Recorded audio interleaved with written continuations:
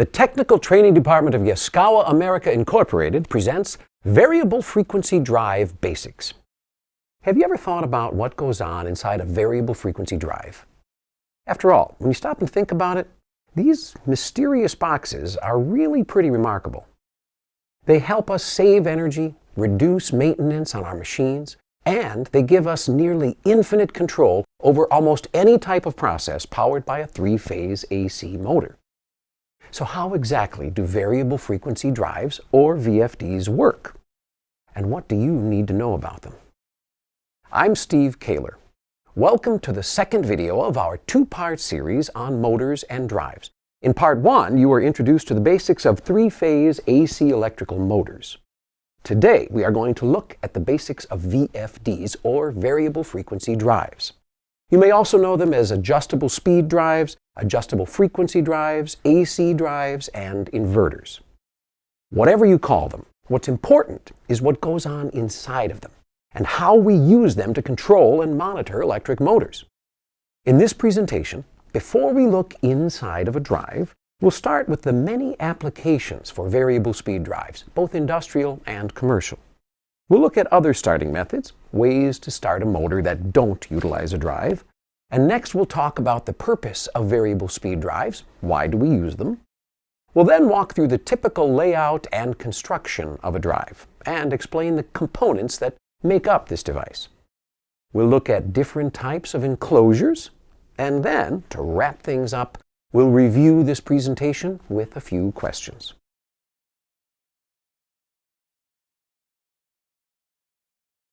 Now, before we look at the inner workings of a drive, let's examine the applications that could benefit from a drive. Industrial applications often require very precise control. In the past, these applications relied on complicated gearing and clutches to control the speed of a given system. Examples would include conveyors, cranes and hoists, presses, winders and unwinders, high-speed machining applications, as well as many others. Now, in the commercial market, we are normally trying to achieve a given flow and pressure. This changes depending on the demand at any given time. Fans use inlet guide vanes, bypass dampers, or outlet dampers for flow control. Pumps use discharge valves or bypass valves to regulate pressure. Cooling towers would use a mixture of the two. Using a variable frequency drive for these types of industrial and commercial applications allows us to remove mechanical speed, flow, and pressure control systems that may prove difficult to regulate and could possibly be failure points. Instead, the drive easily adjusts speed and torque to given system demands. Now, on top of that, some variable torque commercial applications can take advantage of affinity laws and use the least amount of energy to meet the given flow or pressure demand. This can lead to energy savings that can have the drive system paying for itself within a short period of time.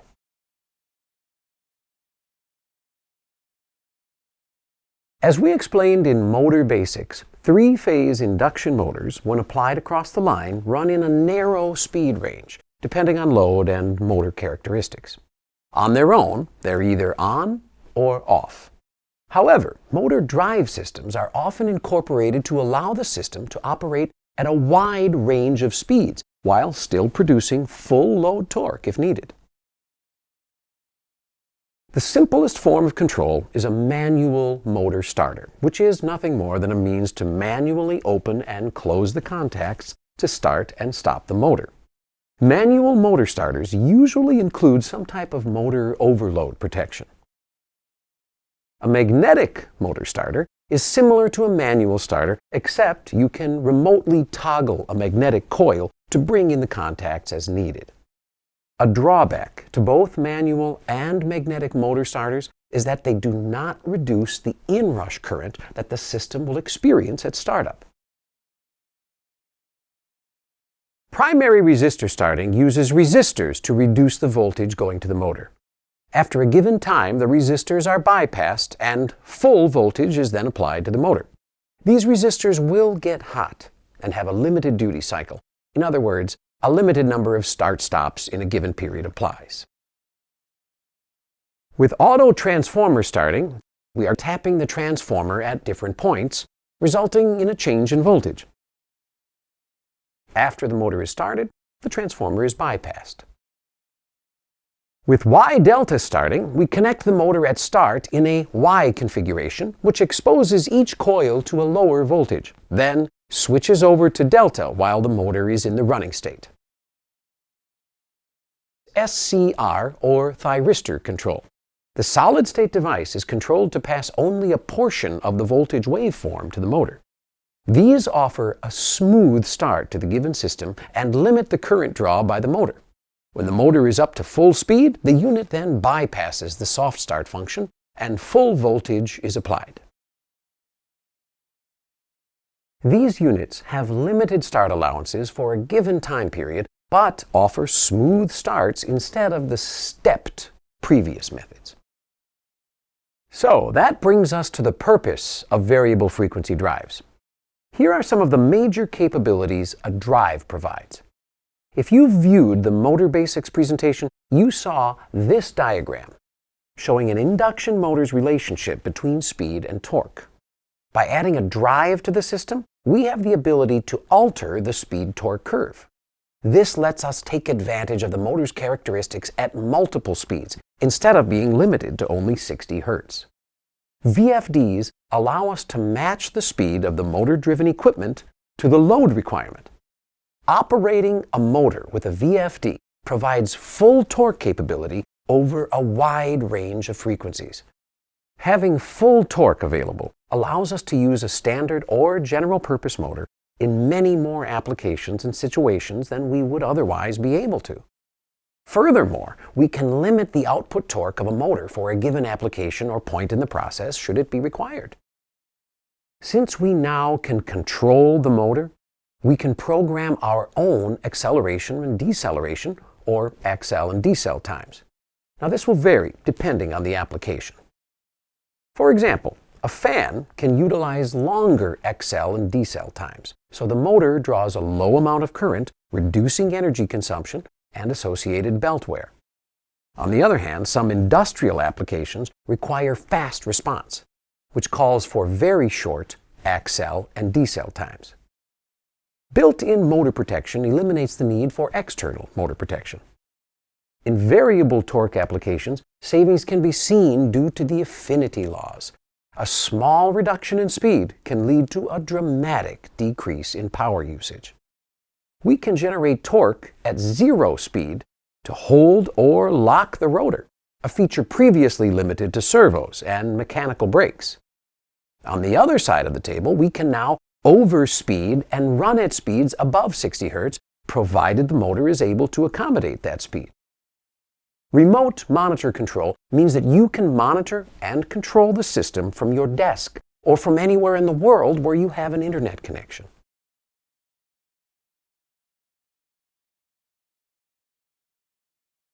We are now going to explain how this device actually works. Now, as we go through each component, we'll explain what it's doing and how. Together, the components make a three-phase electric motor turn and produce usable work.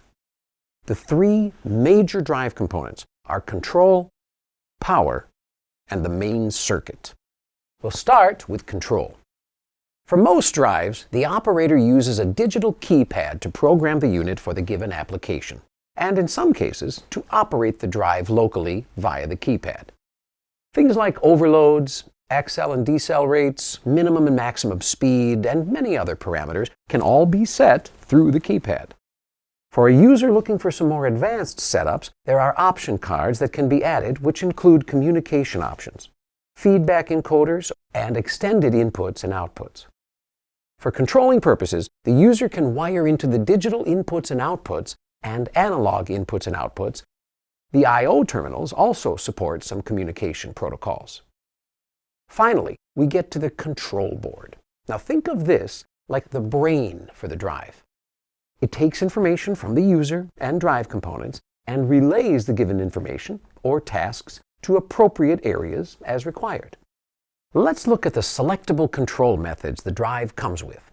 These different methods are programmed via the operator into the control board. Depending on your applications and needs, you will want to choose the control method that best fits your requirements. As we move through each of these methods, control becomes better and better. VF, or voltage by frequency control, is the simplest method. Now, this follows a set pattern, increasing voltage as frequency increases. It's great for fans and pumps. It's also very good for applications that do not need tight speed regulation of the motor. When adding a pulse generator or PG feedback device, the speed regulation becomes tighter and the drive actually knows the speed and direction of the motor. A PG is commonly referred to as an encoder. Open loop vector control is a step up from VF and is great for dynamic motor control, and can produce higher torque levels at lower frequencies. This method can also limit torque output. It's great for conveyors and most other general industrial applications. Closed loop vector control uses an encoder or PG to give instantaneous feedback to the drive. This allows the drive to be used in true torque control mode. This is great for winders, rewinders, and web applications. Zero-speed motor control is also possible. Control methods available for PM or permanent magnet motors may also be available. This motor is similar to the induction motor we talked about before, except the rotor now incorporates magnets to create the rotor's magnetic field instead of the typical shorted rotor bars. Moving from the control side deeper into the drive, we find ourselves at the main power board. This separates the high and low voltage areas, converting signal levels to something the control board can read and output to. This is used for monitoring critical areas of the drive as well as controlling them. The main circuit is where all the heavy lifting takes place. The heavy transformations of power. Most drives now use this same main circuit with a three-phase AC incoming source that is converted into DC, then back to simulated AC going to the motor. Let's start by moving our way from left to right, building our drive, and understanding the components along the way. Starting at the input of the drive, the first device that the incoming line will see is the MOVs, or metal oxide varistors. These varistors are in place to take on any incoming voltage transients or spikes, such as switching transients associated with relay and contactor energization and de-energization. When these varistors come into contact with a high spike, they allow the spike to bleed off to another line and travel safely back out to the incoming line, thus suppressing the spike and protecting the more expensive components in the drive. Well, this brings us to the input diodes, or input converter, or commonly known as the rectifier. Most drives today perform a full wave transformation, which means these diodes chop the AC line and create a DC supply. That is the first of the three major components in the drive. The voltage output from the rectifier is then refined by a filter circuit consisting of large capacitors and, in some cases, a DC link choke. In any system using a combination of a rectifier and a filter, capacitors may result in discontinuous current draw. Now, this results in harmonics being reflected back on the incoming line. Yaskawa has a video titled Harmonics that further explains this topic and ways to mitigate harmonics. The components between the rectifier and the filter capacitors comprise a soft charge circuit. When you apply power to the drive, the unit must safely power up. This happens relatively fast, but we must slowly charge the capacitors in the drive. An uncharged capacitor will act like a short if full voltage is applied to it instantly. This is not desirable because the inrush current may be too high for the rectifier and upstream supply components. Therefore, we use a soft charge circuit to slowly charge the capacitors. The soft charge circuit is made up of a contactor and a resistor. Now, the resistor limits the current flowing to the capacitor. After the capacitor charges, the contactor closes and bypasses the resistor.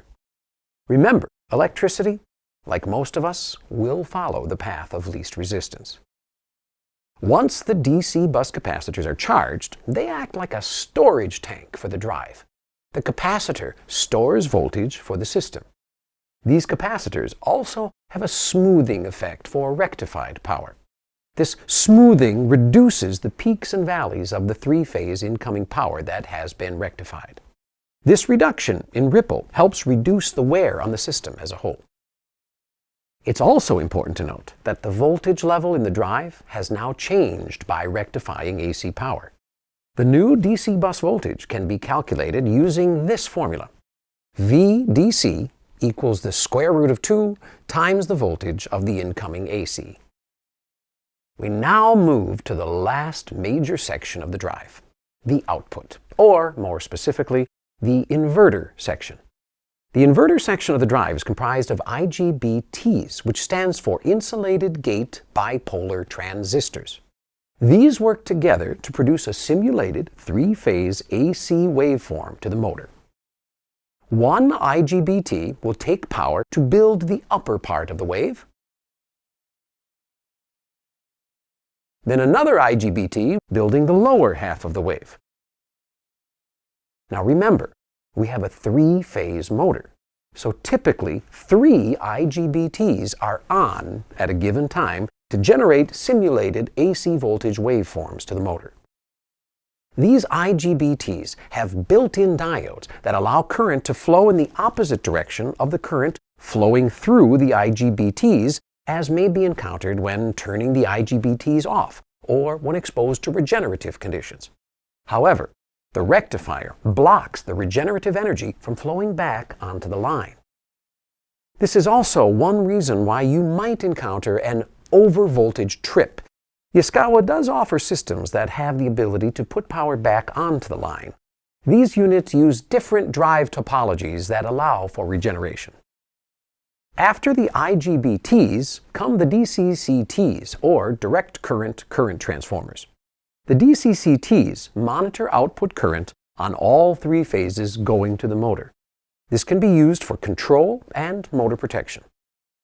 Let's explain how these IGBTs work together to build this three-phase power. The IGBTs are controlled using PWM, or a pulse width modulation scheme. The IGBTs are basically switches that work at a very fast rate. Since they are either on or off, the only thing we can change is the amount of time they are on or off. So, to build this waveform at the beginning, we stay on for a very short period of time. Then we increase our on time relative to the base sine wave we are building from. After reaching the peak, we then start to reduce the on time until the 0 point, when another IGBT starts to turn on to create the inverted wave. You will notice that the voltage waveform is almost square, but is happening in the positive and negative regions. And that's because the IGBTs are pulling from the constant DC bus. Voltage reacts very quickly compared to current, which causes this block-type output. The pulses are high in amplitude, but the RMS, or root mean square voltage, appears equivalent to the motor-rated voltage. You will find motors that can handle this PWM-style waveform tend to be labeled inverter duty on the nameplate. Now, the rate at which IGBT's switching occurs is known as the carrier frequency. This switching frequency can be adjusted if need be. Increasing the carrier will result in a cleaner, more sinusoidal current waveform, which in turn will make the motor generate less audible noise. However, this will also make the IGBTs work harder and create more heat within the drive.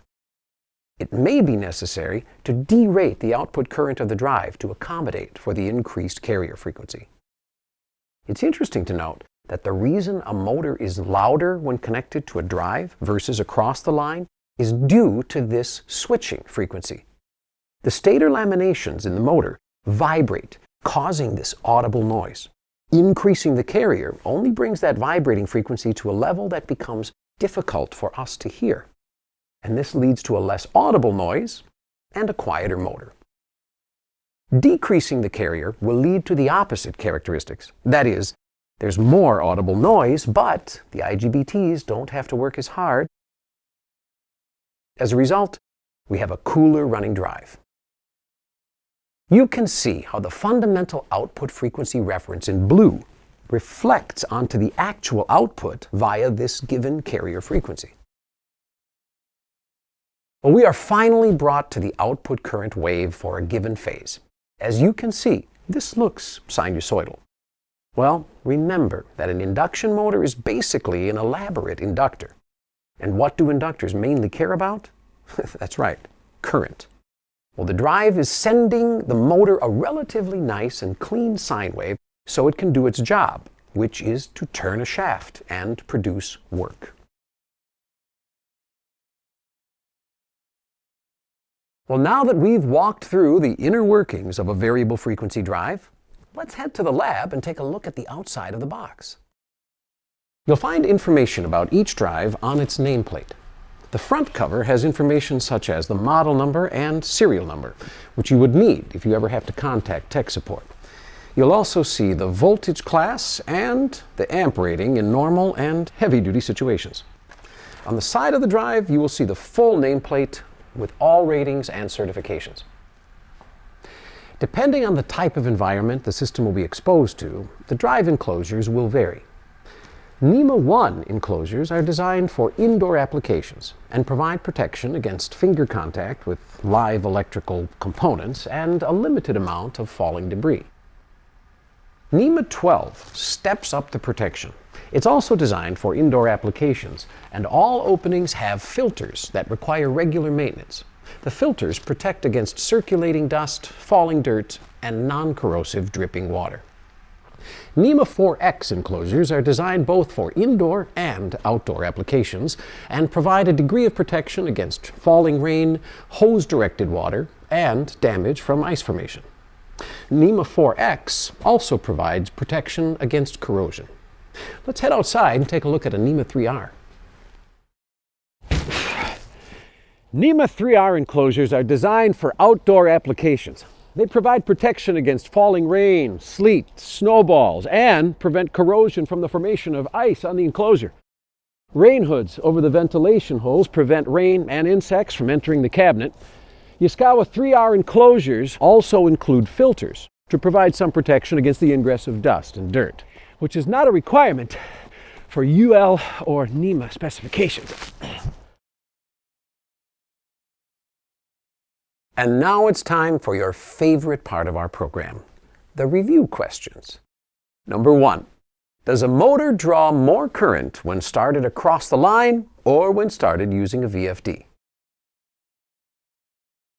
When starting a motor across the line, there will be an inrush of current. This is due to an instant frequency of 60 Hz applied to the stator at full line voltage, and the rotor must then play catch-up. That in turn causes excessive current draw.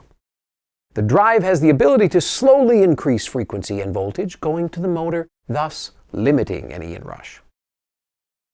Question number 2. What does the acronym MOV stand for? That's right, metal oxide varistor. These help dissipate some high incoming voltage transients that could damage the internal VFD components. Question number 3. Does a drive output a purely sinusoidal AC voltage waveform? No. The drive outputs a simulated AC wave that uses PWM, or pulse width modulation, to build the waveform. And now for our final question. Can a drive be mounted outdoors? Well, of course it can be, if it's enclosed in a NEMA 3R cabinet. A 3R cabinet is made to withstand rain and sleet. Well, this program is just a basic introduction to variable frequency drives, what they do and how they work. There's a lot more to learn, and a good place to do that is at Yaskawa.com. Yaskawa gives you a high standard of product excellence, high mean time between failures, low cost of ownership, quick response to your questions, free technical support 24/7, and a great return on your investment. You get it all from Yaskawa, the world's largest manufacturer of AC drives and motion control products. At Yaskawa, we do everything we do to make each experience with us a great one. Because to us, it's personal.